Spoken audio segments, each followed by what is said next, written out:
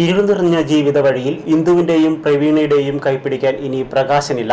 അച്ഛന്റെ മരണം ഇവരുടെ കണ്ണിലെ ഇരുട്ട് ജീവിതത്തിലേക്കും പരത്തിയിരിക്കുകയാണ്.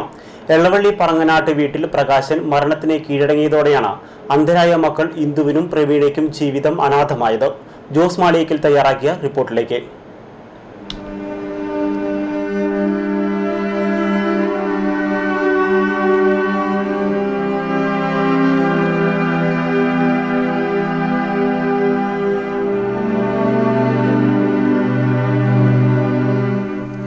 ഇക്കഴിഞ്ഞ 4-നാണ് പ്രകാശൻ ജീവൻ വെടിഞ്ഞത്.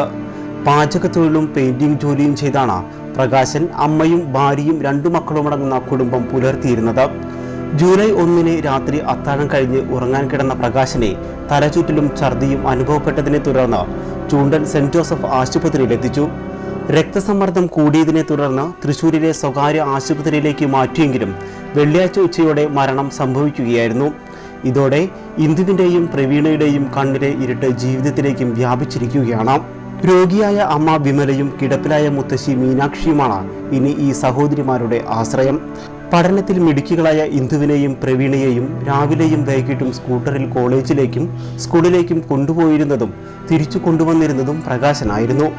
സ്കൂളിലെടുക്കുന്ന പാഠഭാഗങ്ങൾ പ്രകാശൻ വായിച്ച് തന്റെ മൊബൈൽ ഫോണിൽ റെക്കോർഡ് ചെയ്ത ശേഷം ഇരുവരെയും കേൾപ്പിച്ചാണ് പഠിപ്പിച്ചിരുന്നത്. ഇന്ദു ബിരുദ അവസാന വർഷ പരീക്ഷ എഴുതിയിരിക്കുകയാണ്. Brahmakulam Appu master memorial higher secondary സ്കൂളിലെ +2 വിദ്യാർത്ഥിനിയാണ് പ്രവീണ. ഇരുവരുടെയും തുടർ പഠനത്തിനും മുന്നോട്ടുള്ള ജീവിതത്തിനും സഹായഹസ്തവുമായി ഒന്നിക്കുകയാണ് പറക്കാട് ഗ്രാമം. ആലംബമറ്റ കുടുംബത്തെ രക്ഷിക്കാൻ കുടുംബ സഹായനിധി രൂപീകരിച്ചിരിക്കുകയാണ് നാട്ടുകാർ. എളവള്ളി പഞ്ചായത്ത് പ്രസിഡന്റ് CF രാജൻ രക്ഷാധികാരിയും പഞ്ചായത്ത് അംഗം സനൽ കുന്നത്തുടി ചെയർമാനും PK അശോകൻ കൺവീനറും PK ബാബു ട്രഷററുമായാണ് സഹായനിധി രൂപീകരിച്ചിട്ടുള്ളത്. സ്റ്റേറ്റ് ബാങ്ക് ഓഫ് ട്രാവൻകൂറിന്റെ അയ്യൂന്തോൾ സിവിൽ സ്റ്റേഷൻ ശാഖയിൽ 6713880534 എന്ന നമ്പറിൽ SB അക്കൗണ്ട് ആരംഭിച്ചിട്ടുണ്ട്.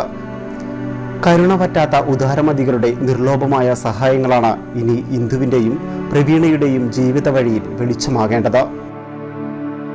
ഇന്ദുവിന്റെയും പ്രവീണയുടെയും ഇരുട്ട് വീണ കണ്ണിൽ വെളിച്ചമെത്തിക്കാൻ ഒരുപക്ഷെ നമുക്ക് സാധിച്ചേക്കില്ല. പക്ഷേ തുടർന്നുള്ള അവരുടെ ഭാവി ജീവിതത്തിന് വെളിച്ചമേകാൻ നമുക്ക് കഴിയും. അതിനായി നമുക്ക് ഒരുമിച്ച് കൈകോർക്കാം. CCTVക്ക് വേണ്ടി ക്യാമറമാൻ സാജൻ ആന്റണിക്കൊപ്പം ജോസ് മാളിയേക്കൽ.